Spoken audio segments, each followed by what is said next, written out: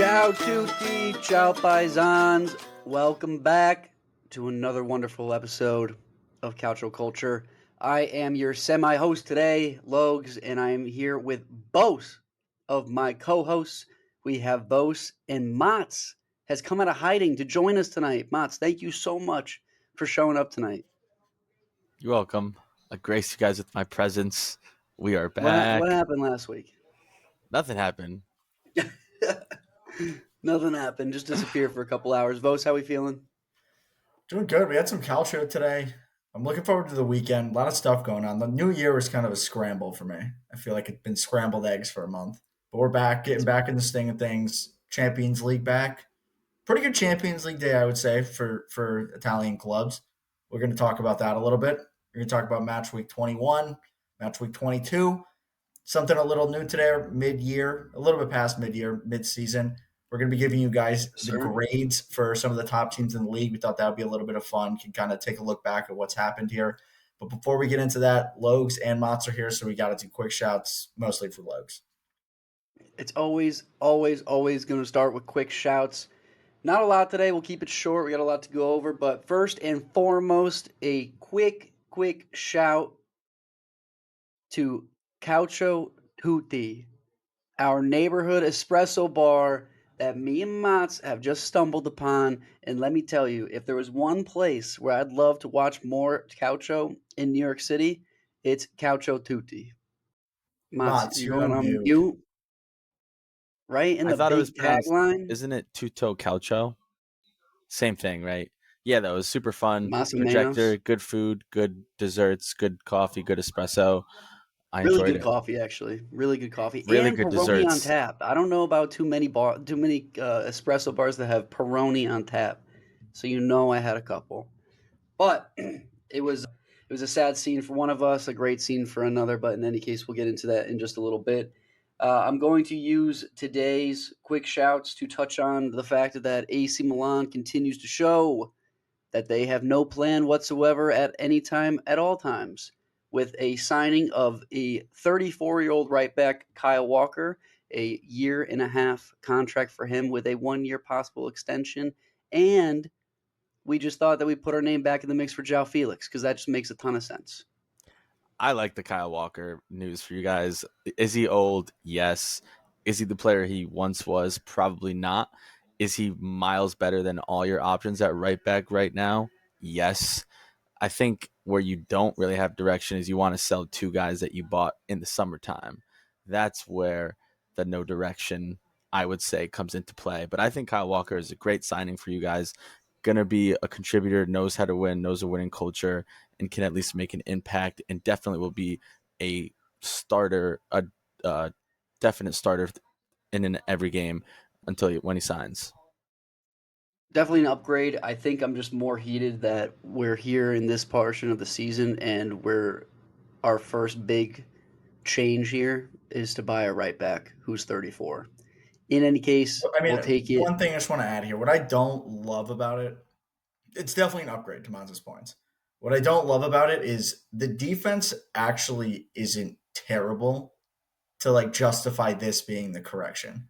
Because in the grand scheme of things, like your top eight in defense in terms of goals scored against in the league, like the issue is not being able to beat teams worse than you. And maybe this will help in the Champions League. That I will say. They'll be in a much better position to sit deeper and kind of defend counterattacks against better teams. But it'll be interesting. I don't really see this moving the needle all that much on either side of the ball. I kind of disagree. I mean, I think most of their goals, half their goals were Yeah, you that's you true. got That's beat on the true. right hand side. Kyle Walker's gonna stop getting beat on the, and if he does get beat, he's got the pace to make up for it. Obviously, he could be a little lazy now that he's older, but his pace alone will make up for some of that. And I think that will take away that cross that, because we know Tio's not guarding anyone on the back post. So not beating your right back or not having your right back get beaten to allow the cross is going to allow less goals to then maybe they draw some games or win some games that they've been dropping points. Maybe he teaches Tamori how to play better, Joe. He could. That wouldn't be a bad shout. Honestly, I mean, the other upside to this whole thing is that Tamori might finally have a right side partner that can help him out a little bit. He had Kalulu all those years. This might be that one change that gets the job done. I don't know. You're right, Motts. I don't love that we're looking to sell Chucky and we're looking to sell Pavlovich in this window 6 months after we bought them. And But Royale. well, we can. That guy doesn't need to get sold. We should just cut him. Just let him walk with Ballatore. They can walk out the same door. But it is tough to see that our management just doesn't have the forethought for anything these days. What are you going to do? What are you going to do? You know what you're going to do? You're going to drown all your sadness with purchases from Tutu Calcio. Look at these fucking things. Look at these goddamn mugs. What, a little AC Milan mug? Tutu Calcio's got it going on. And obviously, I had to get the Gumar, a little Viola, a little Fiorentina mug. Look at these fucking things. That Yeah, place had it going on, bro. it was. They also had scarves. They didn't have the scarves at our location, but they have it at their other location in Queens. Scarves, mugs, great food, great dessert, great calcio. Um, it's very, Good vibes all very, around. yeah, it's a good vibe place. I might go back there on Saturday. I was just telling Lokes. I think we might. Mats, we locking that in? Are we inviting Calcio Culture followers to Calcio on Saturday? Yeah, I mean, if anyone's in NYC wants to come to Fight Eye to watch the Juventus Napoli game Saturday at 12, feel free. Me and Logs will be there. We'll be there, full strength. But with that, that will probably be our shortest quick shout of my entire career. I certainly won't let that happen again. But we do have a lot of Champions League to talk about, even though it was just a regular Tuesday for a Champions League. It did seem like, though, everyone was watching a little Serie A because everyone was like, let's just get red cards. Full of them today. They were everywhere. I think there was Yeah, four or five. there I think were there a was lot. 5 red cards today. There was a lot of crazy games. I didn't watch any of the non-Serie A games, but it looked insane. Barcelona had a crazy game today. Atletico Madrid had a crazy game today. They ended up winning that one down a True. man. But to bring it back to what we're talking about Italian teams. Like Logue said, a lot of them playing today. A lot of people watching them today. Red cards. First game we had SK Sturm Graz. I don't know who they are. Never heard of them, but it's the Champions League. They went to Bergamo at the new stadium. Atalanta brought it to them. 5-0 win. 5 different goal scorers, if I'm not mistaken. Retegui scored. CDK scored. Lookman scored. Brescianini scored. And I think Zappacosta maybe scored. I forget who the last goal scorer. Pasalic. Pasalic. So love to see that. In the league, they've been a little bit blunt, but like to see all the guys that should be scoring. And again, Atalanta against teams worse than them in the Champions League tend to get their business done. What is the live line going forward that Vos brings up that Atalanta has a new stadium on each episode? Are we at minus money now? Well, the reason I had to bring it up here is because they were playing their Champions League games at the San Siro for a while because they didn't have enough seating in Were they Bergamo. really? Yeah. Oh, we're sharing up there now. A little brotherhood action. Yeah. So that game, not a ton of surprises. Maybe another I one, not a think lot of surprises. In Belgium, what was that, Mats?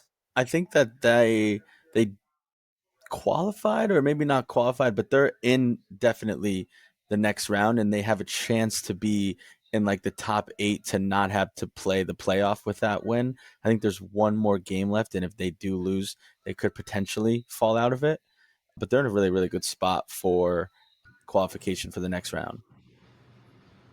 Yeah, I think. Well, I mean, let's just actually take a second here. What I like about Atalanta going into the knockout, regardless of where they finish, if they get the bye or if they have to play in that first round, they're going to be a really hard team to beat over 2 legs, I think. Because even if you beat them, your goal differential, it's going to be tough because they're going to score a ton of goals against you over 2 legs. So if you beat them, you kind of need to beat them handedly in the first game.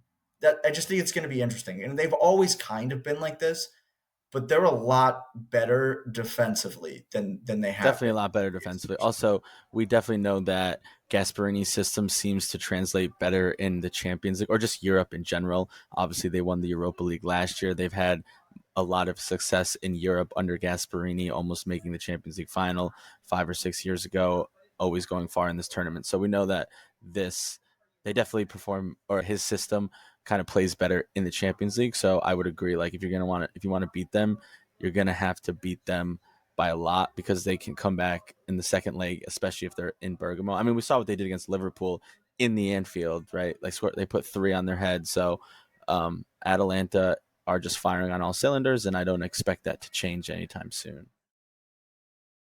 I think the other thing that Gasparini has that I don't think they've ever had is a dominant striker the way Retegi's been playing. Because the best they ever had was probably Duvan Zapata at his Duvon peak, and paired with Muriel. Pasalic when he was flying, and yeah, and But it's even, Muriel. I mean, even like Even Retegui, yeah, you go obviously, deeper. Yeah, he scores every game he plays, but then they're going to have Skamaka coming back now.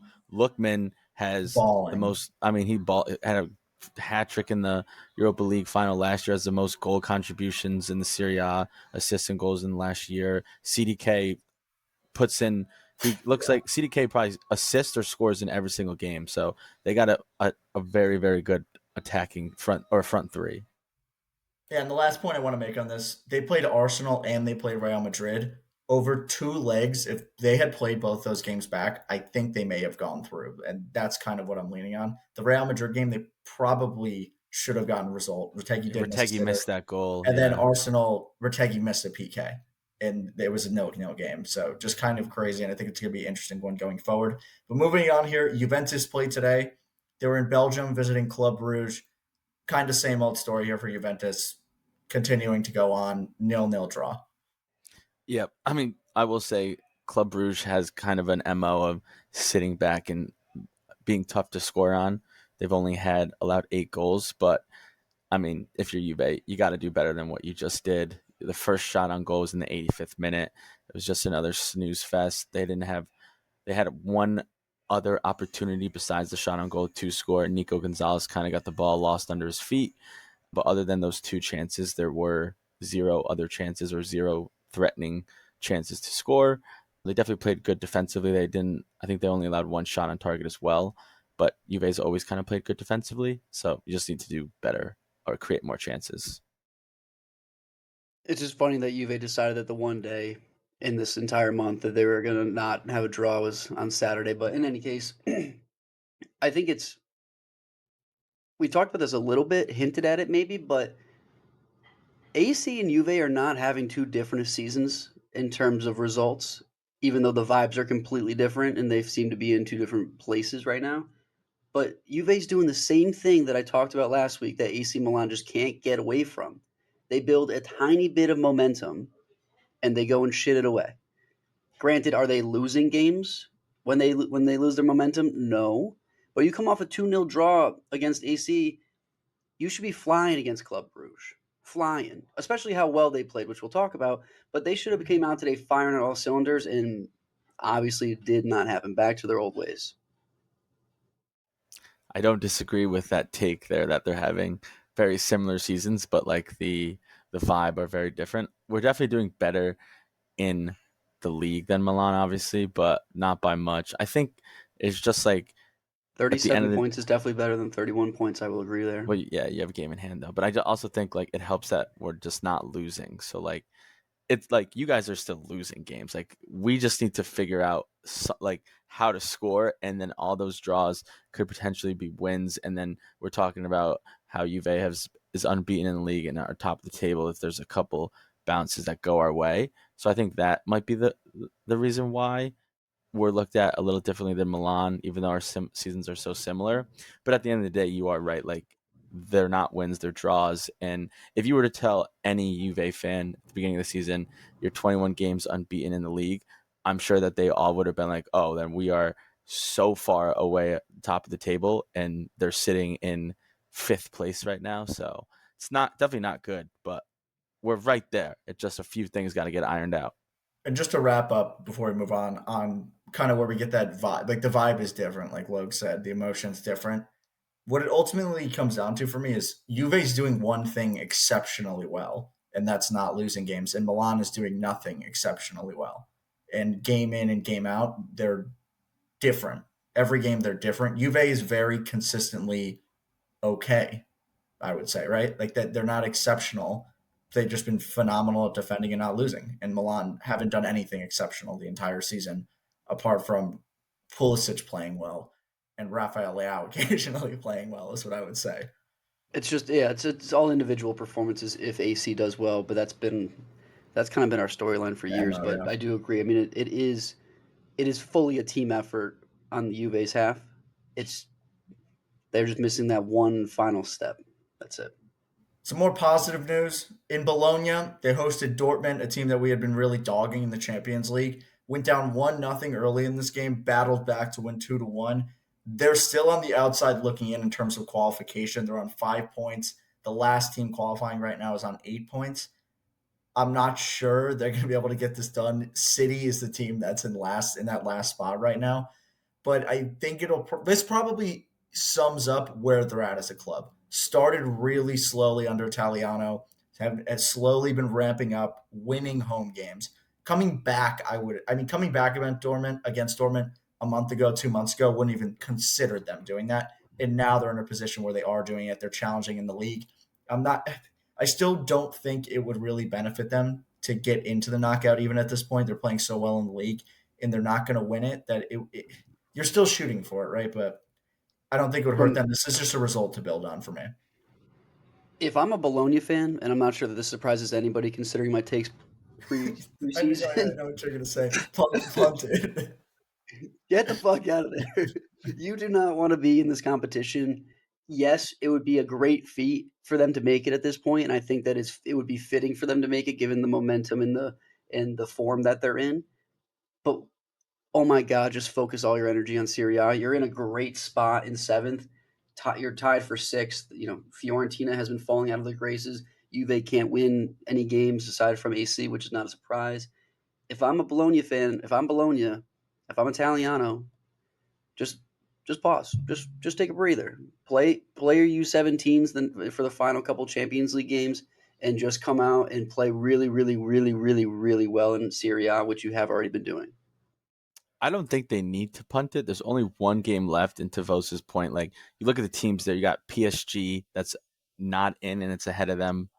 Manchester City barely in, Madrid barely in, ahead of them. So like I don't think you need to punt it. You can go for the win, still not get in, kind of have a better vibe of how you did in the Champions League because you won a game. Hopefully you can win 2 games. You didn't make it because some of the better teams had kind of crappy performances like Madrid, PSG, and City. So you could tell yourself like, oh, we were close, but we didn't get it. And then you have a good vibe, and then you still have the league to fall back on if you don't qualify for the Champions League. So I think you go for it. You go for it. You probably don't get it anyways, but you still go for it, and then you focus on league. I don't hate that shout, Motts. That's not a bad. I mean, we still get to the same place that we want that you and I Exactly, want to but get to. But way I better. agree.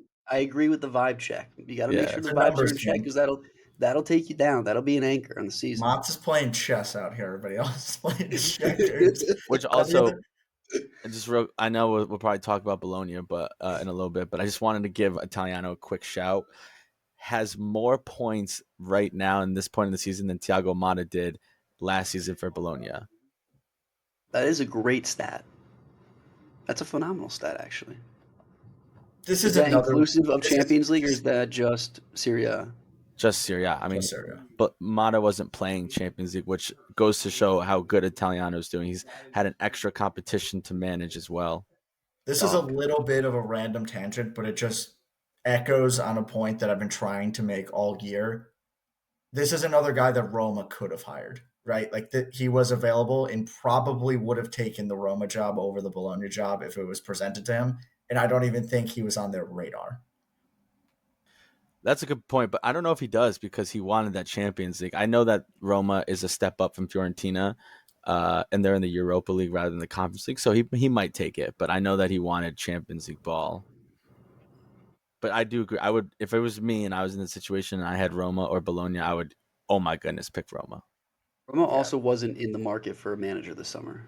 Let's not forget that they Yeah, just had but a that complete was the meltdown debate. 5 games in. The debate at the beginning of the year was No, should they have been in the that was market? your debate, which was a crazy debate. No one we already covered this a million times. De Rossi was the guy, and they should have never fired him. I'll stand by it. Well, not to get go on a tangent and get off topic, but did you guys see who Roma's been linked to for the Please summer? tell me it's De Rossi. No, No, it's not. it's It's it's it's Ancelotti. Carlo It is Ancelotti. Ancelotti. There's no way. No shot that There's guy goes no there. shot that gets Why done. not? He's definitely out on the Madrid job. I mean, unless he gets like an international job somewhere.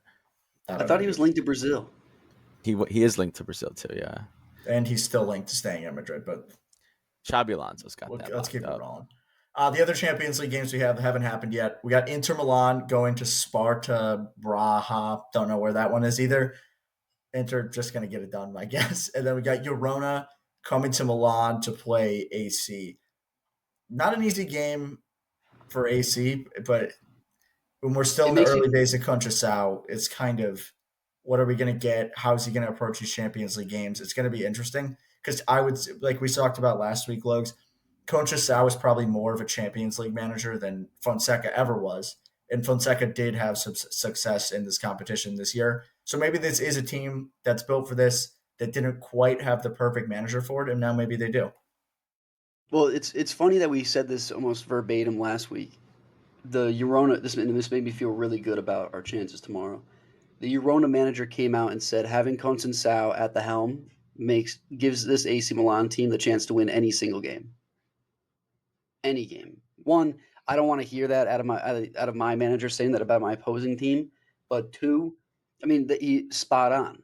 This guy, I feel like, can put the Juve game so far behind him so fast and just focus on this one Eurona game, especially given the fact that that was probably the one bright spot from Fonseca. And if Conceição has any chance of leaving a positive mark here, he has to at least outperform Fonseca from that perspective. So I think that Conceição is probably pumped up for this game.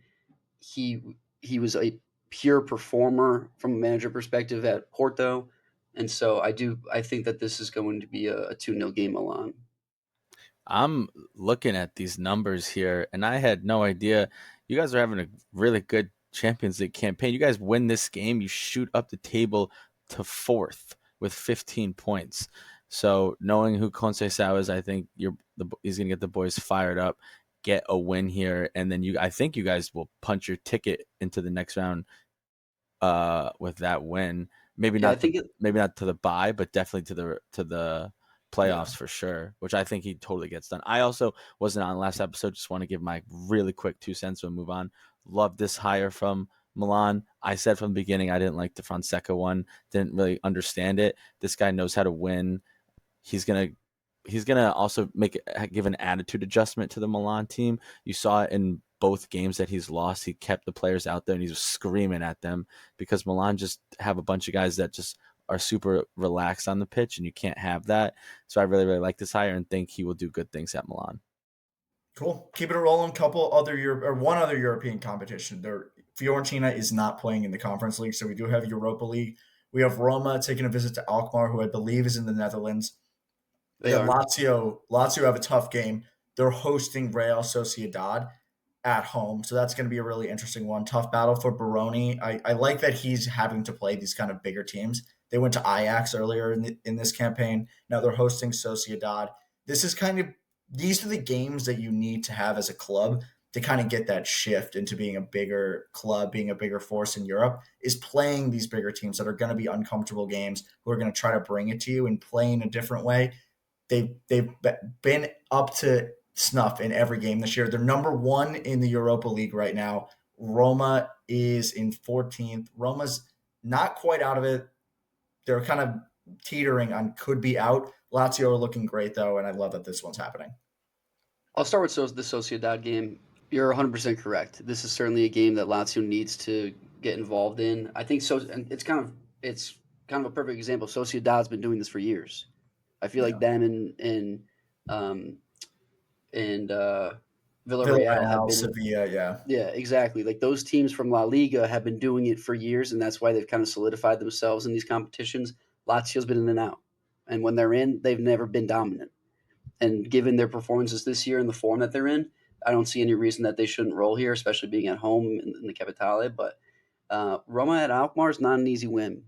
That's certainly not. I mean, Alkmaar is a good team, and a couple of fun history facts for you. Two absolute studs that came out of Alkmaar. Who knows them?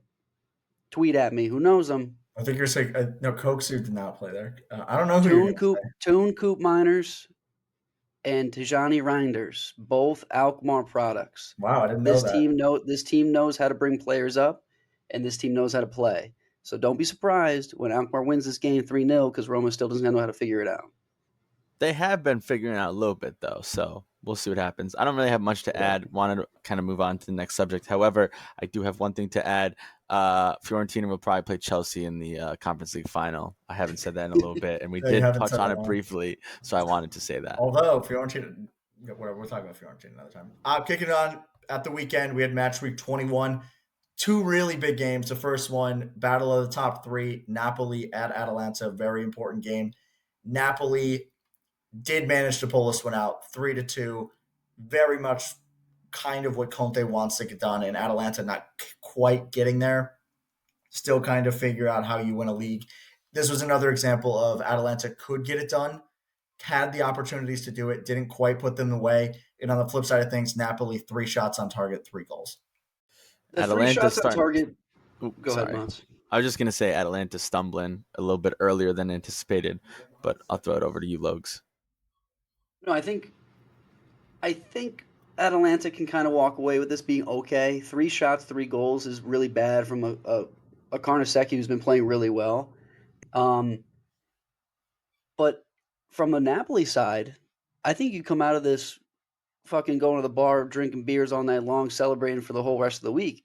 I mean, the game after you lose your best player into the market, you coming in to a team that fucking mashed you in the first round of the series in the season, and you come out with a 3-2 win. I mean, what more could you ask for? No, I agree. That's a really good point. And that is probably the story from this, right? If this goes poorly and they lose this game like 4-0 or they something like that, like what happened in the first game, what you're referring to there, things could spiral from there, and everybody could lose confidence. Oh, we can't win without Cavada. All these things. You go 3-2, maybe top three hardest places to play in the league. Maybe at Bergamo, taking it to Atalanta, massive result, absolutely Mhm. massive, and still no Buongiorno.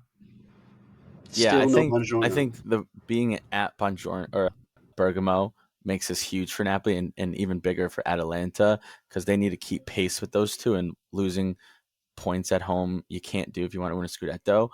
And 3 goals without Cavada the game after is obviously great for Napoli in terms of they show like we could still score goals. Is it sustainable? I don't know. They're really going to need Lukaku to score a lot, and they're really going to need Scott McTominay to continue scoring the way he's been doing. I think they need to bring somebody in to replace the offense that Cavada gave them, or else they could start stumbling as well. Mats, you weren't on the one for our discussion last week. So who do you think Napoli need to bring in? Give like their top two priorities. If you could buy anybody, who are you buying? I would get either Rashford. I know he's not the player he once was, and he has streaks, but he can play. I mean, he's definitely like we know what he's capable of doing. I would not get Garnacho because I mean his attitude problem. He's probably.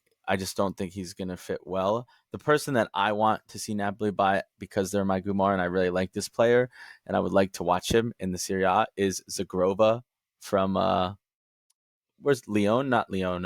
Lille. Leo? Yeah. Lille. That's Leo. a I really good I shout, Mods. love I did him. I not think think about that.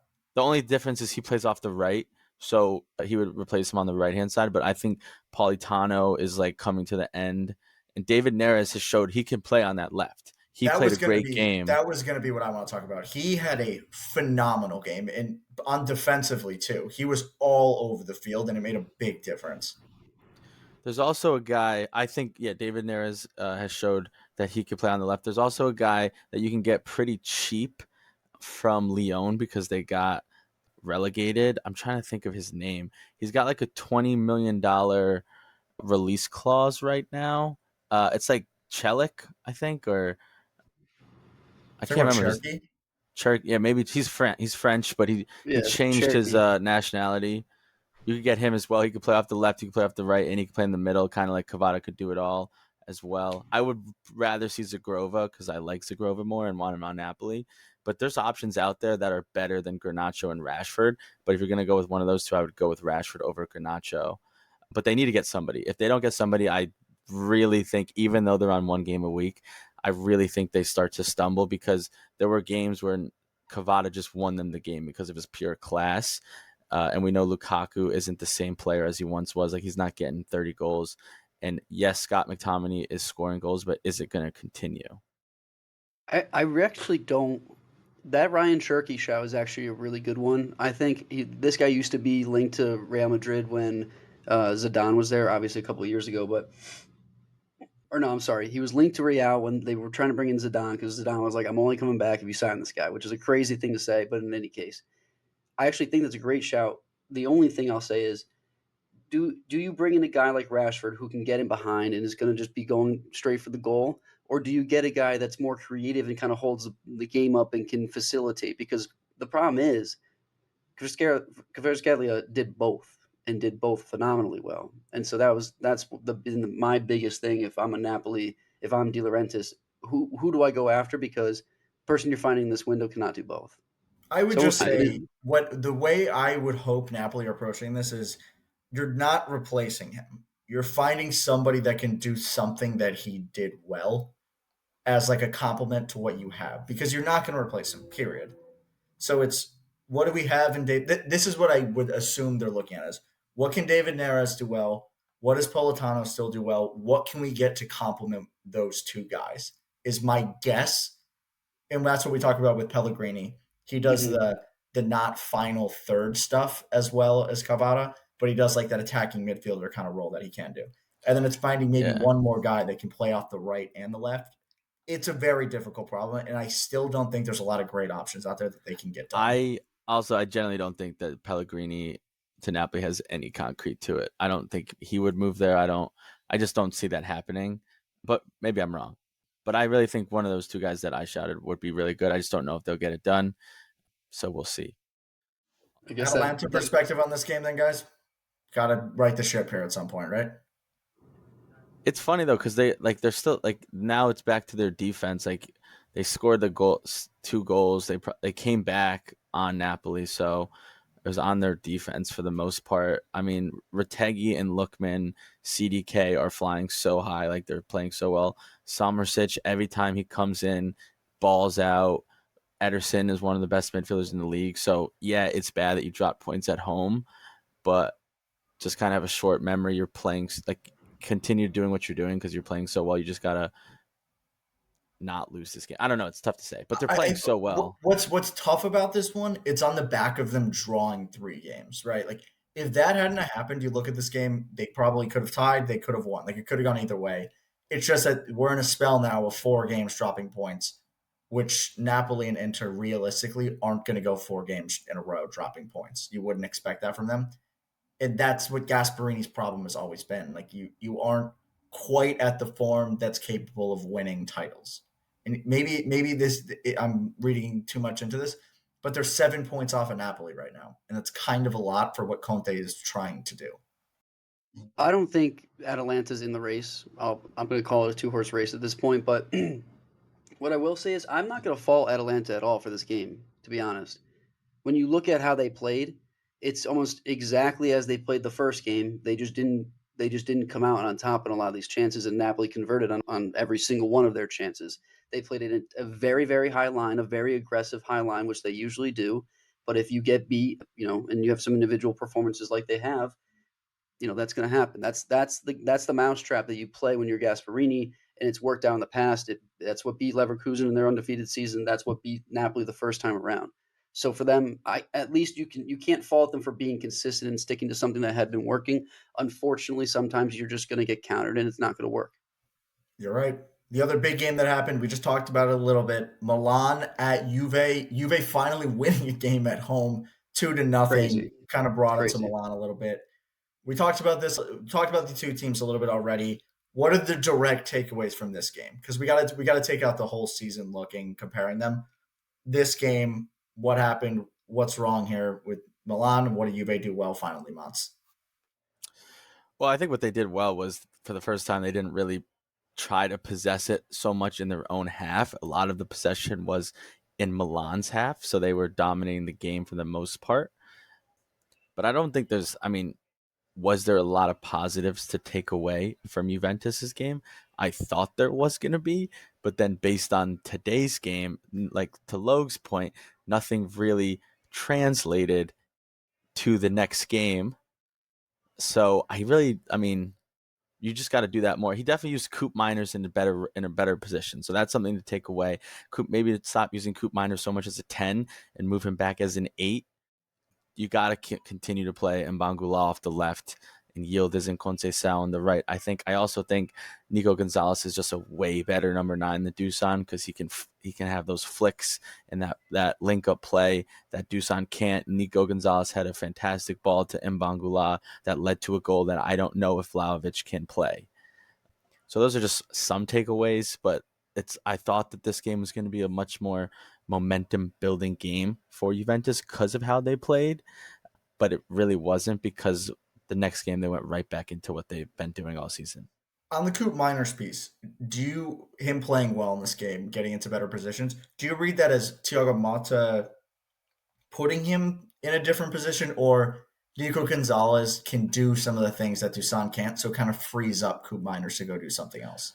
I think it frees him up because Nico plays more as a false 9, so he's occupying a lot more of that 10 space than Dusan Vlahovic does when he's in because he's playing as an out and out number 9. So Coop Miners needs to occupy that space. But when Nico's there, it allows Coop Miners to go out in the midfield, play a little bit wider, play some dangerous balls in, and just be more of the role that he was playing at Atalanta.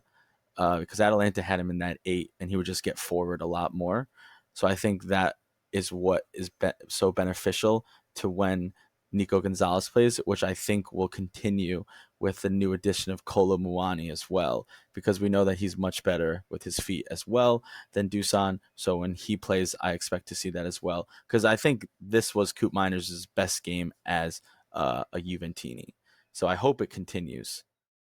My biggest takeaway through and through is that Bangula needs to play. I mean, the guy's phenomenal. He's an absolute game changer. Something I like to look at, and shout out SofaScore for having these stats, but just average positioning from each player. If you look at SofaScore in this game, Ambangula is so far up the pitch on average, and maybe notably it's because Emerson Royale just doesn't know. He might as well not be on the pitch, so he just had freedom to move where he wanted to.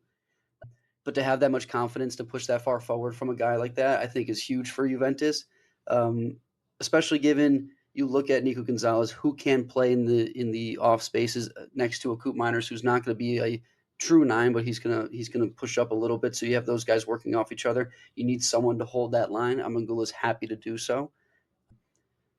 I'll I'll look at it a little bit of a discount for AC. Fofana played horribly, which is becoming a storyline that when he plays really bad, the whole team has nothing going for them. So is it a takeaway that he's just been a huge puzzle piece for us? Sure. Guy needs to shape up though. It's been a couple of games now that he's put in performances and had absolute pizzas that led to goals. Um, the other thing is that it's tough when you're down 2-0 and your first sub off the bench is 17-year-old Camarda. We just talked about it last week. That's not a recipe for success. That guy's not ready for that scene yet. We needed somebody to come off the bench, and Morata was suspended, and Tammy was hurt, or Tammy was already out there, but then he eventually got hurt, so then Jovic is in. So do we have enough depth on the bench? Absolutely not. A couple key players still out, and so it was a tough thing. It was tough to watch it for a while there, especially watching Juventus play earlier this season. To see Juve handle the ball for so long in the final third was something I was very, very surprised about. But we let them. I mean, that's the whole thing. We just It's let them have also the ball in our half the whole game, and you're not good. You can't do anything with that, especially with the lack of firepower that we have up front when Leao's not on, when Tammy's not on. You had Musa, who's really just a center mid or almost right back, playing right wing. So it was kind of a recipe for disaster, and we certainly fell into that hole. you also very much let Juventus possess it in your half because I've never seen a team like Juventus just like allow a team to dictate where they pass the ball. If you press Juventus even a little bit, they will immediately start going backwards and just like passing it where you are allowing them to. And then they end up in their half and they try to play out from the back and it will make them implode a lot of times. And so the fact that it was on you guys didn't have high enough press or weren't pressing enough to allow us or to not allow us to possess it in your half. I also think that Locatelli, every time he gets the ball, he makes one specific pass, and I pointed out to Logan, and he looks for a 40-yard pass to switch the field, and that continually worked time and time again to Weston Hmm. McKennie specifically. So Tio wasn't guarding him tight enough to allow that to happen. So we were able to move the ball 40 yards in one pass a lot of the time, which you can't do because that was allowing us to possess it so deep in your half. Which one more thing I'll add, I just want to give a shout out to Weston McKennie. Hmm. He Deservedly so. once again in the summer, it's the same story every single year with him. Juventus want to kick him out. They try to kick him out. No team, they kind of overvalue him. No team wants him. And then he starts off on the bench, and every single year under whoever, whatever manager it is, he works his way and is a starting 11, and he works his way to have a starting spot every single year. And it's this year he's played left back, he's played right back, he's played center mid, he's played number 10, he's played the right wing, he's played a little bit of left wing. He plays everywhere. He's one of our best players. He had the most assists last year. He's always creating, he's defending. He is a very, very, very good rotational player who I think has finally, or Juventus should finally say, we don't no longer want to potentially get rid of him and sell him for more money to make a profit. We're going to keep him because he's sacrifices for the team. He plays other positions. He creates, does it all. So he's a great player, great rotational player, and I want to give him a shout out. He's a problem solver for Mata, and for Allegri, same thing. Like he literally just we And need for Pirlo, somebody get in there. Yeah, Well, more than a problem solver, I think it was a tactical genius on Monta's end and great execution from McKennie because every time Locatelli got that ball, and typically it was a little bit left sided, almost in the back line, McKennie was wide open because you guys were overloading Teo with no help from Leao. Reinders isn't really going to overload that side, and Tamori doesn't have the defensive discipline to help him out. So every single time McKennie's wide open on the touchline, completely switch the field, open up all the passing lanes. You have Koopmeiners sliding over for an open pass or Nico running in behind Teo, and again Tamori's asleep. So I mean, it was tactical genius. It was great execution by McKennie. I know that you've been saying you want to see Beans out there, you want to see Vajoli, but Locatelli played a perfect game that game. I will say that. So he I did. He mean, played well that game. And I think Beans has been struggling to get in, and same with Douglas Luiz because we just spent 60 million on Coop Miner, so he's going to play every game. Kefron Taram, Vos, you said it last episode. He's been probably our best and most consistent player, other than maybe Conceição. But in the midfield specifically, so he's definitely not going to be taken out. And then I think there's just a trust factor a little bit more with Locatelli than Fajoli for Thiago Mata, but I would like to see a little bit more of Fajoli and Douglas Luiz. I, I think that, I mean, Vos, unless you have anything else to say, I think that wraps it up there. I mean, again, tactical genius, great execution. The whole team played extremely well, and AC almost looked like they were scared to make mistakes. They were nobody played well. Like there was not a single notable performance from AC. So with that being Magnan kept said, made some good saves. as he does, I Yeah. mean, but you kind of get used to it. I mean, he's just that's except he didn't do that against Cagliari, so yeah. it's a little bit of a weird Well, situation. But go yeah. ahead, We Bose. let's move it on. But I just want to say one thing. We talked about it for 1 minute. It doesn't need to be quick because the sample size is very small. Direct correlation to Fofana's bad performances is Benacer coming into the midfield. And that's a really different archetype of a player than who's been playing alongside him, whether it be Loftus Cheek, whether it be Yunus Musa. Benacer does not cover a lot of ground. He's more of a slow build, walk around the pitch, progress the ball. And the balance of the midfield is kind of not. It's been that third guy all year. Who is it supposed to be? Nobody really knows yet. I don't think Milan know. I don't think Milan have the third player yet, to be honest with you. So that's just something to watch. And Benacer is really struggling to get back into the team in an effective way, especially with how they've been playing. He's more of a ball dominant player, and this new look Milan is not ball dominant team really for the most part. Well, and that's exactly why we're going after two sixes right as we speak for next summer. I mean, Samuel Ricci is in our headlines every single day, and a new guy, I think he plays for Porto, or maybe it's Ajax. Varela, Argentinian, is also now in the mix to be brought in as another holding midfielder. So you're completely right. But it is that has been a conscious conscious effort by Consensao to go to a three-man midfield as opposed to playing a cam with the two holding. I have a question and a statement. So I'll do the statement first.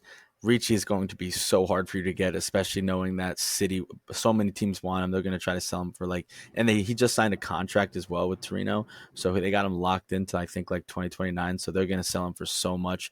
I don't think you guys have that money. My other was the question: isn't Fofana he's been playing as a six? No, is But he it hasn't not a been a lone six? six. And He also so isn't Benacer the pacer as well? Yeah, So that's exactly. kind So of this is really the issue. It's Fofana is a destroyer kind of thing. That's what I think of him, right? Like his passing has been good this year, but he's closer to like a Kefron Taram, but less of a carrier on the ball, right? Like he'll get around, destroy things, run around the field, and then randomly like he'll spurt forward and get forward. But he's not really your playmaker. And then Benacer is kind of the other side of the spectrum where he's kind of a walk around the field, get the ball, distribute it, not really a ball carrier, good at defending and that he knows his positioning well, but isn't a physical threat. That's what I would say the difference is. And when we talk about like Ricci as kind of like the third archetype amongst these three, he's kind of somewhere in the middle, right? Like pretty athletic, really good range of passing.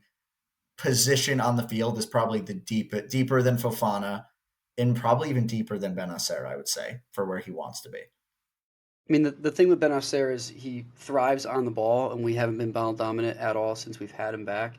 He's also probably lost a step with the injuries and the amount of time he's been out. But at the end of the day, and we'll move on with this thought, the one guy that would be perfect against Fofana, because Fofana is very, very similar to a guy named Bruno Gomes, is Sandro Tonali. Yeah, no, I And 100% double pivot. Fofana is a double pivot guy. That's what I would describe him as, and Tonali would be a perfect guy. but with that being said, there was a lot of other games going on, so we can rattle those off real quick here. All right, first one in Rome. Genoa went to Roma, lost this one 3-1. I just want to shout out Steven El Shaarawy, maybe most underappreciated player of the year in Serie A. He's been a bright spot on that Roma team. Yeah, go ahead, Maz. I also think Dovbyk starting to figure it out a little bit. Starting to string together a couple goals, a couple flicks, a couple good playing. He is starting to string it together a little bit. Don't sleep. Don't I'm sleep, not folks. sold. I'm not sold. He's getting some more goals, but some PKs, and they're not great goals. So I'm not sold yet. Monza went to Bologna. Bologna won this one 3-1, continuing some good form in the league now. Kind of more so Italiano ball at its finest. We're getting closer to that product. Torino went to Fiorentina. Fiorentina once again dropping points here 1-1. Palladino, a little bit of a spiral. We mentioned it last week. They kind of got to right the ship there.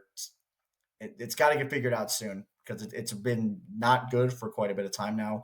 Lecce went to Cagliari, lost that game 4-1. Kind of a surprising result for me. Lecce's been a pretty hard opponent for most teams, and Cagliari has struggled to score goals most of the time. That's an interesting one. Lazio went to Verona, kind of a punching bag all year. What they do, they get this one done 3-0, hold in fourth place, looking really good for Baroni right now. Empoli went to Inter, nothing new here. Inter won 3-1. Maybe would have liked to see a clean sheet, but at the end of the day, it doesn't matter. And then at the Lake, Como used Udinese as a punching bag, won this one 4-1. Nico Paz netted 1-2, which was nice to see. I told you guys, the little lads of the lake are hot right now. Hot. I've Steam been on coming off the Como. lake up there. I've been on Como as well. That's right. You my boy Motts. That's why. They're 3 points clear of relegation. Let's not get carried away here. They're here to stay. Hot. They are Hot. here to stay. All right. Well, that wraps up match week 21. Then, like we said earlier, we just wanted new little segment. We're going to be grading the first half of the seasons for some teams. I'm going to let We're going to Motts and school. Logs. Yeah, you're the school teachers. That's a little scary to think about, but they're going to be doing the grading. We're doing top 8, top 9. We're doing top 9. We're going to go in order of the league. They're just going to give their opinions. We're going to do a little bit of talking, and we're going to start with league leaders. Napoli, 50 points right now. Number 1 in the league, 3 points clear at Inter, who do have a game in hand. We'll start with you, Lugs. What do you got here? A plus. I mean, there's no other way to put it. I do think that the second trimester here is going to be a tough one for them, and I could see that grade certainly dropping. But I mean, coming off of what they were before and what our expectations were for the season, aside from Marino over there, I mean, this is an A-plus effort. Everyone's firing on all cylinders. Conte's return to Serie A has been immaculate, and I don't know how you are 50 points into the league now, 3 points clear of Inter, game in hand, obviously, but A-plus is the only way to go here. Yeah, I mean, this is obviously my Gumar. I called this.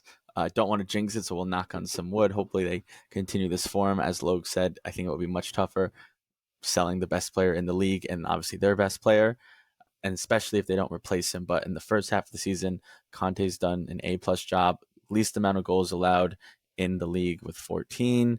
But they're still scoring goals with 35. That's a classic Conte team, not going to kill you with goals, but are going to be able to defend an A-plus, and I hope it continues. I agree. You I think the problem for Napoli is that they did good on the midterm, but the finals cumulative. Gotta bring it all the way to the end to get the A. Oh, dude, you were thinking about that for so I did. long. I did. In second place, we have another team that's been playing, I would say, great at this point, and have really turned it on every step of the season. Have continued to get better, and that's an Inter Milan. Again, we said second place, game in hand, 3 points behind. Theoretically, if they won that game, they'd be even with Napoli. What do we got here? I say A minus. I say A minus only because they should be top of the table. They had that little bit of a slow start, a couple of hiccups there. But I guess one thing I will actually give them a solid A minus for. Actually, even I think what's really bringing them down, maybe I would give them a B in this department. I think their player management has been a little off because I don't know if they're developing the right guys or using them in the right way. We've touched on that before. So from a subject of how they're doing, I give them a B in that area, but overall A minus. I mean, this is exactly, if not one, this is where we expected them to be at this point in the season. So not really a huge surprise from my end. I like those points a lot, Logs. Especially the managers, right? They for the most part roll out the same 11. I know it's tough to play Barella and Fertesi at the same time, but I think at some point you got to understand Mkhitaryan is old and he's not going to be around for that long, and you need to like kind of groom Fertesi or make him understand the role in that spot because you bought him to kind of take that torch from him, and they haven't done a very good job of that at all. But overall, I mean, they're obviously having a great season. They definitely had some hiccups in the beginning of the season and allowing a lot of 80th minute goals, but they are obviously the most goals in the league. They have like the second, I think, least amount of goals allowed, or maybe the third with Third, yeah. 18. So 47 or 33, the highest goal differential with 33. But I do agree. I'm going to give them an A minus because they should be first. Nobody thought Napoli was going to be in first. I know that they do have the game in hand, but the game in hand is against a not very easy team to play in Fiorentina. So that's not a gimme. They're going to get the 3 points and be tied. And I do think that at this point in the season, they were expected to be in first by a couple of points at least, having an 18-point gap last year. So I can't give them an A, but I can't give them lower than an A minus because they're obviously having a great year. I like the points. What's interesting here is Inter's outlook on the rest of the season. I would guess, or in my opinion, is much better than Napoli's, right? Like Napoli just lost their best player. Inter is literally still getting better. Like you said, Motts, most goals scored, third least conceded, best goal differential, 3 points off the league lead, game in hand. Like Yes, that's kind of perfect for where you are. yes, but Inter need to go far in the Champions League as well. If you were asking Inter That's fan true. or anyone within Inter, they probably want Champions League final minimum, Champions League win probably. So having both those competitions managing, and then they're still in the Coppa Italia, so they're going to have multiple competitions to manage. Where Napoli lost the Coppa Italia, doesn't have any European football. So yes, in terms of a player standpoint, obviously Inter's probably in a better position, but in terms of a game standpoint, we have Conte on 1 game a week and Inter's on 3 games a week. Very correct. One game a week. You've been preaching it. Absolutely preaching it. Moving on. Third place right now. We talked about them for a little bit. Atalanta, they are 7 points off the league lead. One win in the last 5 games, 3 draws and a loss. Lugs, what do you got him here? It's sitting down great in the So paper. I guess I needed to start this whole thing off with at least the way I'm approaching these grades is based on what I expected from the beginning of the season to now. And so, with that being said, I mean it's an A plus. They've been a phenomenal squad. They've brought in a ton of players and allowed them to mesh in a way that I didn't think they would. They've had a bunch of players have breakout seasons. Ritegi, CDK, Ederson. For I know that he was a huge player last year, but Meshing with losing the new to players, with the losing new, yeah. Toon is a huge loss for him. Their defense had been pretty good. A couple of pizzas here and there the last couple of games, but again, from an expectation standpoint, compared to what they were last season, brand new guys in the squad, some brand new names, A plus. Especially because they're in the hunt still. I know I called it a 2-man race here. It is what it is, but they in my mind have solidified themselves as no longer than no further down the table than 3 on the last day. A plus. Yeah, this is tough because they're definitely outperforming my expectations for them this season because of how many new players they brought in. But I don't know if I can give them an A plus, knowing that they're 7 points out of first place. But where did I think that they were going to finish at the end of the season was probably like 5. But I mean, they're right there. So I would say I'm going to give this team, this is an A minus because I didn't think they'd be third right now. But they're starting to stumble. They're starting to do what Atalanta does, and that was in the first half of the season with those last 3 draws or 2 draws and 1 loss. So they have to bounce back. But they're offensively, they're an A plus, right? And they definitely been better defensively this year, but they Motts still is drop breaking it down by points. subject grades here. That's an A plus. And so yeah, I give them an A minus. Wow. Okay, well, I'm just gonna give my grade here because No, not I'm you. way, Oh, what? way, way off. I completely disagree. I would say this is a B minus or a C plus. I Well, genuinely you think. had them. You had them That's what, a 2? crazy No, take, because dude. Come so on. think about this. If you look at the table right now, Your rate my professor I would say score is fucking ass. Atalanta's what they said. This is the worst we can do this year, and like this isn't worst case scenario, but this is what I would think going into the season. The worst thing we can do this year is finish in fourth place.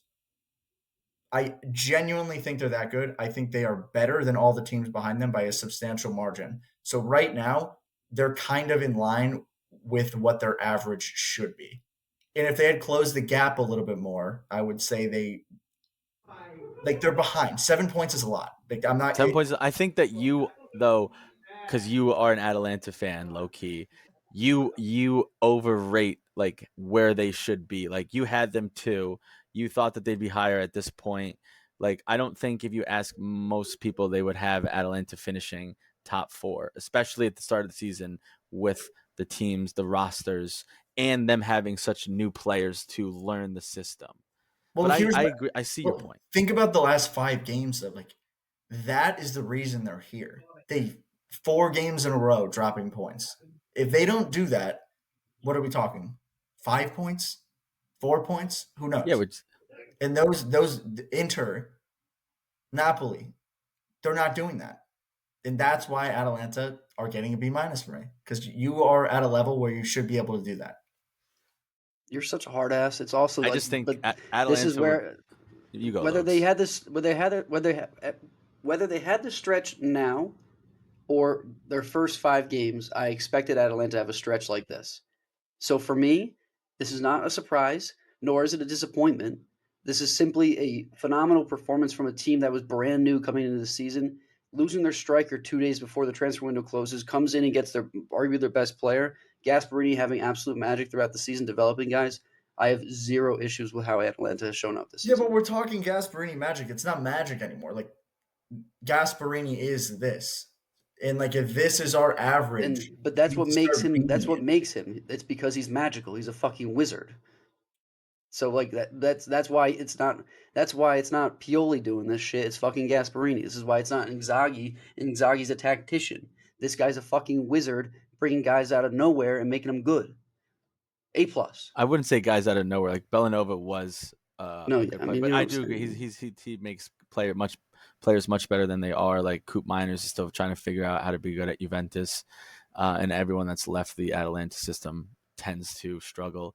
But I just think, like I said, and I see your point, boys, because like Logan said, we are grading on our projection for them in the beginning half of the season. You had them much higher than both me and Logs, which is why we have higher grades than you. And that's probably it. That's probably just the gap that is right Yeah, there. fair enough.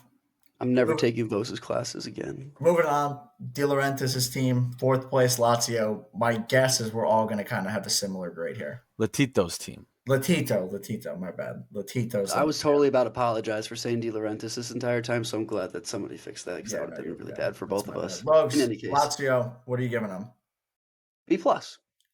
A lot of good Lazio's grades getting slung out there. I think Lazio's having a great season, a good season.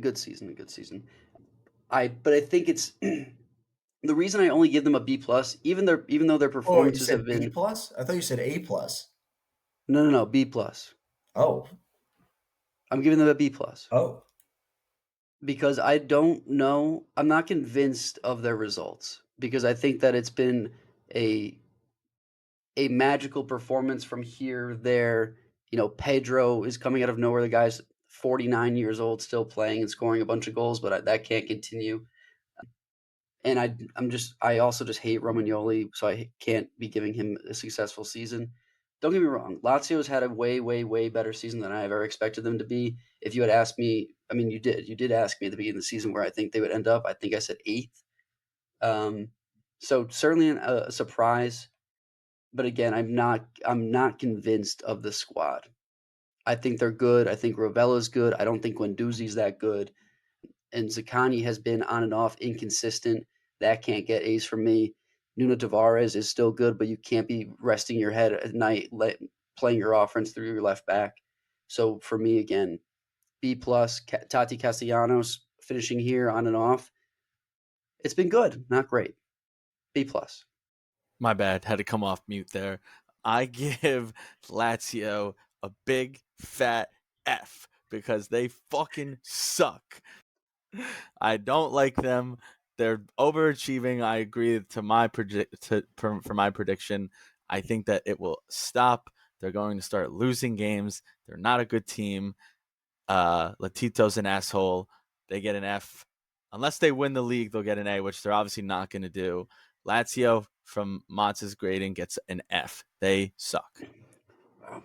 No bias. No bias there at all. Good call, no bias. Well, No bias. from a little bit of consolation here, I would give them an A plus. But well, you're an idiot. they're fourth place, top of the Europa League. It's a pretty damn good campaign for Baroni's first year. Yeah, Baroni's Moving doing on great. to another team that kind of sucks. In fifth place, we have Juventus. Wow, shots fired. I give go ahead. an A. They are undefeated. No, I'm just kidding. I'm just kidding. I don't give them an A. They probably get like a B minus at best. It's Monta's first year. A lot of new players. They haven't lost, like I mentioned, so that's a plus. But they obviously haven't won a lot of games.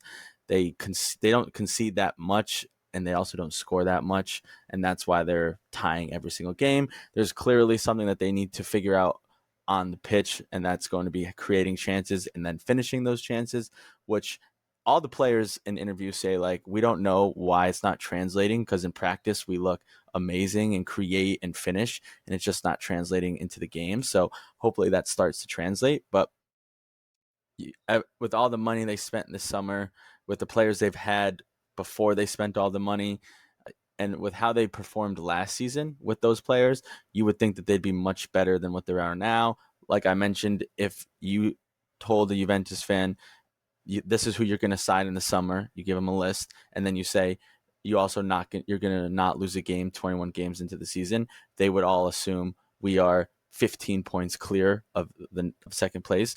We're obviously not. We're fighting for Champions League football, which is always bad for Juventus. You always have to finish in minimum top four. I would say you have to win the league every year. And we're nowhere close to that, and we definitely aren't going to win the league this year. I don't think the expectations for Juventus was to win the league this year, although it should have been. So I give them a B minus at best.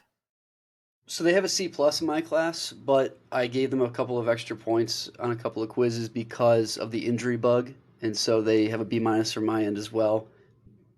I think Motts said it all, though. I mean, from the core group of players that they had from last season, plus the amount of money that they spent coming into the season, the high expectations of Mota being a tactical genius coming in as well, they certainly thought. I mean, again, fifth place is nothing to bat your eyes at, but this is Juve, and this team was already top four last year. Should have been top three, actually top two, and to add so much in terms of talent from a money perspective, they 100% need to be doing better. So again, I'm giving them a little bit of leeway with the injury bug. Again, losing the best center back in the league at the time in Bremer is nothing to bat your eyes at in terms of trying to come back from, but it certainly hasn't translated on the field. I don't listen to nor do I watch their practices, so I can't say whether or not they're scoring bangers in practice, but they're certainly not doing it in the games. And so really do need to see a better second half out of Juve.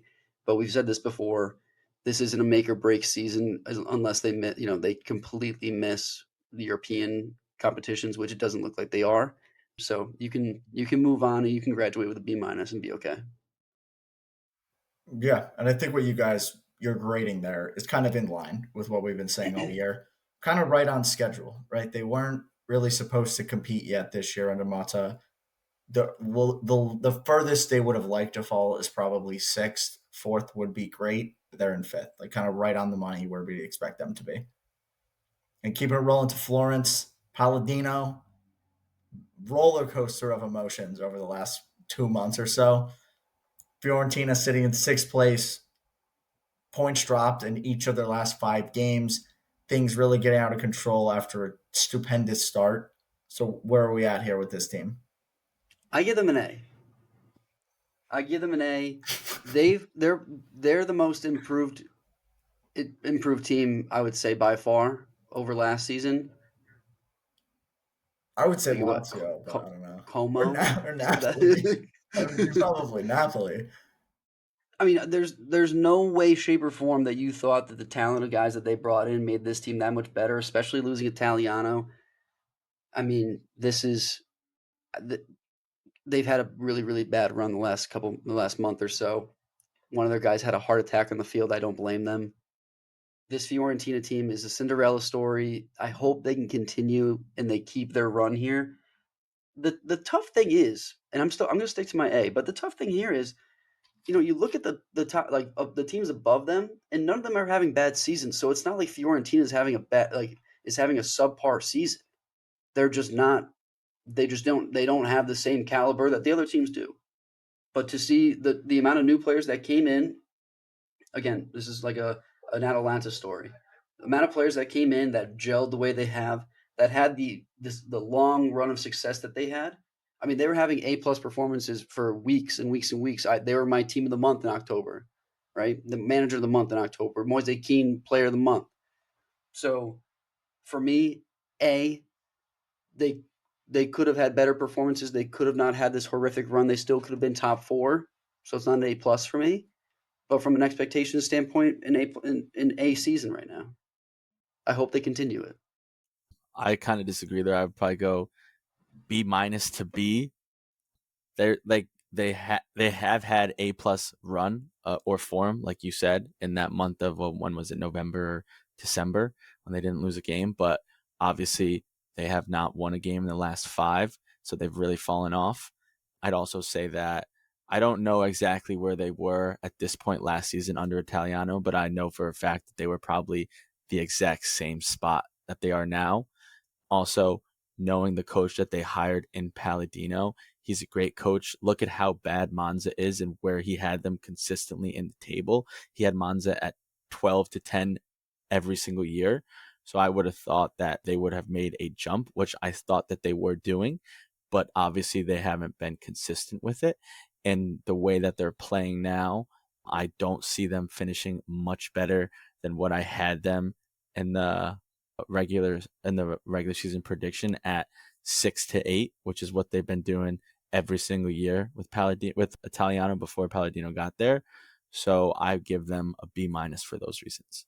Yeah, for me to get that in that A range, they have to break into a Champions League spot because otherwise you're just doing what you've done, the perennial Europa or Conference League team. Like that's what you are until you do something exceptional. I don't know how you get an A. And they have had A+ moments for a long stretch at the beginning of the year. They looked like they were going to be better than Lazio. I said they were way better than Lazio, and Lazio have just held their form. Maybe it's because Baroni's a little bit more of an experienced manager with kind of different teams, but I don't know. Palladino could turn it around still because the form that they had is very much recoverable, right? Like they Hmm. have all the same players. All those guys are capable of doing it. We still haven't seen Kolpani at his best. Fullarunshu has finally come in. Gudmundsson wasn't even healthy during that run. He still hasn't quite been up to speed yet. There's a lot of positives, and I think it could get better. But I'm kind of leaning towards Motts here in his one. But moving on to seventh place, we have Bologna and Vincenzo Italiano. I guess I'll go first on this one. I'm kind of similar boat that I'm in with Bologna with Fiorentina. They outperforming Thiago Motta's than last season? Yes, I did say that, but it's only by 1 or 2 points. They had that super super slow start where they didn't know how to win a game, but they weren't losing, so it was just a bunch of draws. They're starting to figure it out now. Santiago Castro for them is starting to ball out. He has like a goal or an assist in like every single game in the last like 5 games. But they're at the same exact point that they were last year. They're at the same exact point that I thought they'd be in for predicting um, table for the beginning of the part of the season. So since they're not overachieving, they're kind of just doing exactly what is expected. I'd give them a B. I give them a B as well. But I think what let me fight back on myself for a second. Okay, Stunad, they had a horrible mercato. They lost their manager, or they just got a new manager who we had high expectations for, but had always been a mid-table manager, right? Again, didn't bring in anybody. Lost two huge stars, and were slated behind a bunch of teams that on paper were much much better than them. They're sitting here in seventh, borderline sixth. They're on the brink of European competition. So why are you giving them a fucking B when you just gave Fiorentina an A? I think we're discounting very heavily the eye test here. Like you got to watch these games. Like Bologna played horrible soccer at the beginning of the season. Boring, lifeless, nothing getting behind them. Bottom of the table. Have obviously put that together. We just talked about it in the last couple of weeks. But I would say that a team like Fiorentina has shown that they have put on a phenomenal product through and through. Tough results, sure, but Bologna I would say is still on the up and up and has only been consistent the last month or two. They've been more And consistent and like while it's more relevant to this debate. Also, I'm just gonna totally destroy your argument because Juventus won 9 Scudettos on terrible soccer and just getting results. So at the end of the day, results is the only thing that matters. It doesn't really matter how you get it. Obviously, it's nice to have a nice product on the field, on the pitch, but the result is all that matters, and it doesn't matter how you get it. And so I don't really think the eye test matters. I mean that the Serie A when Juve won 9 in a row was ass. Or Juve were just so much better than everybody else. And once again, Sure. the soccer that they played was not pretty. It was 1-0. We're going to defend Cortomuso, Allegri ball, Conte ball, and we won 9 straight. It doesn't matter about the product on the pitch. It just matters the result. Whatever makes you sleep at night, Mats. But I'm telling you right now, these grades they gotta have some eye test in there, We got two which left. is great. Which is great for the next We're one. talking eight and ninth in the table. Milan and Roma. If I had to guess, they're bottom of the class. I'd be very surprised if they weren't. Let's start with Milan in eighth.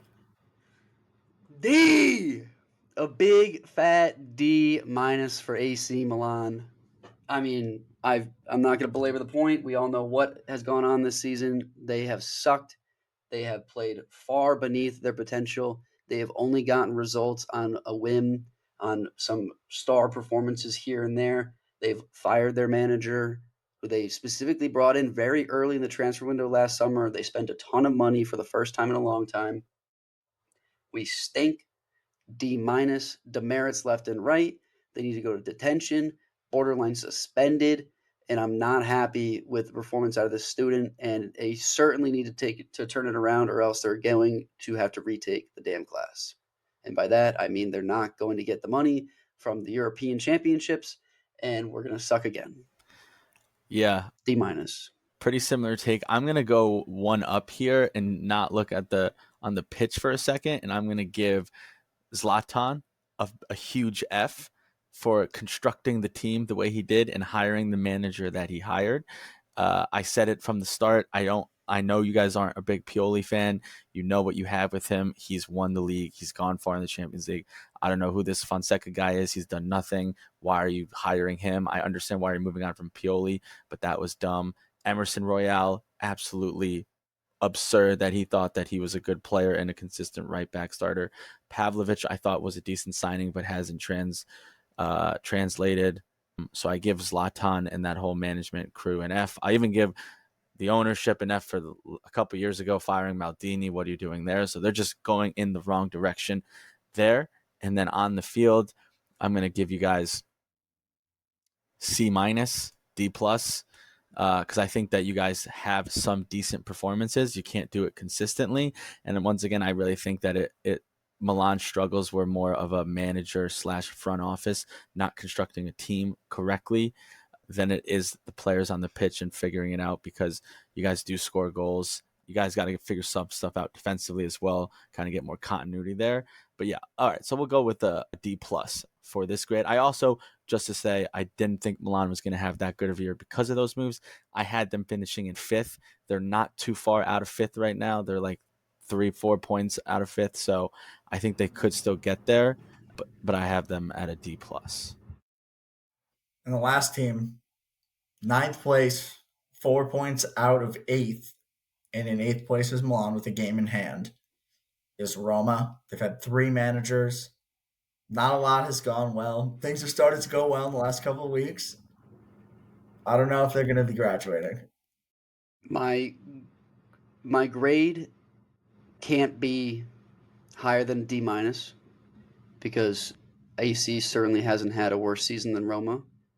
But I'm not going to give them an F. I'm going to give them a D minus purely because, I mean, ninth in the table is not like detrimental now. It was a couple of weeks ago when they're sitting 14, 15, 2 points off of relegation, but you're top of the table. I mean, there's a lot of good talent in this league. Three managers is inexcusable. The way that some of these players have been playing has been inexcusable, but you're still sitting top of the table technically, just by definition, and you're not in nuclear blow it all up mode. Top half of the table. I'll add that in for you because they're nowhere Fine, near thank the you. top of the table. Top half. As I'm sitting here thinking of this grade, I thought of a good analogy, and since we're on school, we're gonna stick with school. It's like, let's say you're the teacher, and there's a student in class that is just so much potential, like the smartest guy, but like just doesn't apply himself or doesn't like always study, so doesn't always perform. I'm kind of thinking of Will from Good Will Hunting, who's just a genius, but like doesn't give a fuck about anything. So is like a janitor of MIT. That's how I look at Roma. I started the season. I was like, oh my goodness, Wait, wait, wait, these. wait, wait. Let me pause this. Because where is the genius part of Roma? I would Yeah, love to I don't know. know. I Oh, don't let know me where you get went with there. that. Let me get there. The summer, I thought, oh my god, look at these guys spending money. Got De Rossi, had a great end of the season. They're gonna score so many goals. Dybala, Dovbyk, Sule, Pellegrini. Who's the midfielder that's been balling? Like Kone. Kone. Like I was like, oh my goodness, this potential here. They're gonna finally put it together and make a Scudetto run. They're probably not gonna get it done, but top four, Europa League final. I really thought that they were going to do it. I had them finishing third. Like I really thought they did. And then you get to class and he just doesn't listen, like doesn't work at all. Like the Dovbyk, Dybala, Sule did not work. Just terrible everywhere. So I give him an F because I really, really thought that they were going to have a good season. This was going to be the year they break into the top four. I think all three of us had them finishing top four. I really thought that they were taking the next. They barely lost to an undefeated Leverkusen last season in the Europa League. a semifinal. They only got better. They invested, and now they're on to 3 managers. I don't even know if Sule is still on the team. He doesn't play. We got people or Hummels. They signed Hummels. They didn't want to play him, even though he's been to the Champions League final the last year. They had no idea what they were doing. They still kind of don't know, but Ranieri's just kind of put a Band-Aid on it. So I give Roma an F, unfortunately. Yeah, I don't know how Lowe's didn't give them an F. They're an F for me. It's just weird because like every time I think about them, I'm like, oh, but next year, like they're gonna be good. Like because the team is so good. Like to your point, like they have a top 4 roster. Period. Like there's Mm-hmm. no excuse for this. And like I with everything that's gone wrong, I still feel like next year they could compete for a Scudetto. It just doesn't make any sense. It really doesn't. It's just like Will in Good Will Hunting. He's a genius and doesn't care. Roma's got to see about a girl. Love the analogy. Love the analogy. That wraps up our grades. Before we wrap here, we're just going to take you through the match week 22 slate. We got Cagliari at Torino, Atalanta at Como. That's a contentious one. Me as an Watch Atalanta out, fan baby. That's a versus sick you guys game. as Watch Como out. fans. That's going to be a great game. We got the Motts derby, Juve at Napoli. That's a really fucking good game. Napoli. Catch us, Tutto Tutto Calcio. Calcio. Tutto Calcio, true. We got Bologna going to Empoli, Parma going to Milan, Roma going to Udinese, Inter Milan at Lecce, Fiorentina in Rome to play Lazio, Verona at Venezia, always a tough game. Snooze fest. No, Venezia are going to get that Rock one fight. done. And then we got Monza going to Genoa. Patrick Vieira's team still in pretty good form. He is. Moretti's been playing well for them as well, I've been seeing. But 2 things I wanted to say about these games. Parma at Milan. We all know what happened to Milan earlier this season under Fonseca. Parma dismantled them in Parma. So want to see how Conceição plays Parma in that counterattacking team. Also, Fiorentina at Lazio is a huge game. And we saw Lazio struggle after they went to Ajax in the Conference League. Before that, they lost the next game. Once again, they have a tough game against Sociedad. This time they're at home, so it's less travel, or it's no travel because they're both home games. But I like to see how Lazio fares against Fiorentina after a tough game against Sociedad. I'll say one thing to watch out of all the things to watch this week. Would love to see if Cagliari can keep the form going. They've 2 wins and a draw in their last 3 games. They're playing Torino. Torino hasn't been that good. I think they could get a win here, and that could snowball. Just mark that down. What could snowball? Torino losing or Cagliari winning? Cagliari getting to like 11th. Yeah, right. That's not snowballing. The big snowball. We're talking picks here. We got to give you the moonshot. Colpi di luna. Colpi di luna. I'm back on the Colpi. I haven't taken a pick in I think 5 weeks. Not good. You've been off the books, Motts. I've been hand up Paisanos. I've been slacking. Hand up. We're back though. All right, Motts, you hit it then. What do you got? Well, we're back with my picks, obviously. So I'm sticking to old reliable, an over, right? Because we always bet overs, and we're looking at the Lazio Fiorentina game. We know Fiorentina has been struggling over the last couple games, so they've been allowing goals, but we also know that they always score. Moise Kean's second most goals in the league, only behind Retegui, so always a threat to score. And we know Lazio their attack is always on. They're always on attack, and because of that, they have a very weak defense, very susceptible to goals. So I have Lazio Fiorentina over 2.5 coming in at -106. I like this one. I think there's going to be a winner in this game, and I see both teams scoring, so I think it makes a lot of sense. I think so too. I'm going to my crosstown rivals. I got Inter -1.5. I took them last weekend also -1.5 outside the Colpi. That hit. I don't see Lecce putting up much of a fight even at home. I've been wrong this season on that pick, but I'm sticking to it. I think Inter's just rolling right now. Inter -1.5 is your usual -115. And to wrap it, I haven't talked about Atalanta enough today, so I'm gonna sling it over to there. At the Lake, we got Atalanta money line -130. Love the value. I think this is a little bit of the eye test of Como. Everybody likes how they play. They're nice and pretty. but Atalanta scores 1,000,000 goals, and Como cannot score 1,000,000 goals against Atalanta. They just scored 4, brother. Didn't Como beat Atalanta 3-2 earlier on in the season? And I think Doesn't if matter. I was Doesn't in matter. Bergamo. It doesn't matter. What I also will say, I know this isn't like a completely fair fight, so we might have to figure out like a fair line. But Logan likes Como, you like Atalanta. Jersey game? I'll definitely do Jersey. Like, you've been, I mean, I will Como is definitely- way Jersey worse, game. so I don't know like if it's fair. Like I'll go half a jersey. I'll go kids kit for Vos if Atalanta wins. a You buying the t-shirt. A shorts. t-shirt. How about a t-shirt? I'll buy you a t-shirt. How about An that? Atalanta t-shirt if they win. All right, and I get a Nico Paz kit. Fire. I Yeah, feel like I'll you do should that. just do a Como shirt with no one on the back because Paz is gone next Well, year. their kit is pretty fucking nice. That's That why. That's Uber why. Yeah, logo, with the like Uber the raising brand the is bar actually thing. really clean. Well, hey, we got to wrap Yeah. up the Colby. What does that bring it to, Logs? You did the math here? So, as you guys all know, you bet the Colby, you bet all 3 lines singly, you bet the round robin, you bet the real Colby, you bet the parlay. That parlay is coming in at a low amount this week. We need to get a dub. That is plus 567, $100 down, $667 back. You know the drill. Just bet it. Quick math. My You should Mott's get all about math. Going back to the Como jersey. You should get a Dele Alli jersey. I should get Dele Alli jersey. The little fact drop there, Motts. I love that's how we wrap up here. Dele Alli did sign for Como, and on that, is official. we are done. Dele Alli. That used to be the song Tottenham sang. Shout out Paggy. All right, Logs, sign us off here. Paisans, you know it. You know where to find us. All the socials, Instagram, X, YouTube, TikTok, and what? Isn't TikTok gone? No, it's back. back. Donnie Trump brought it back.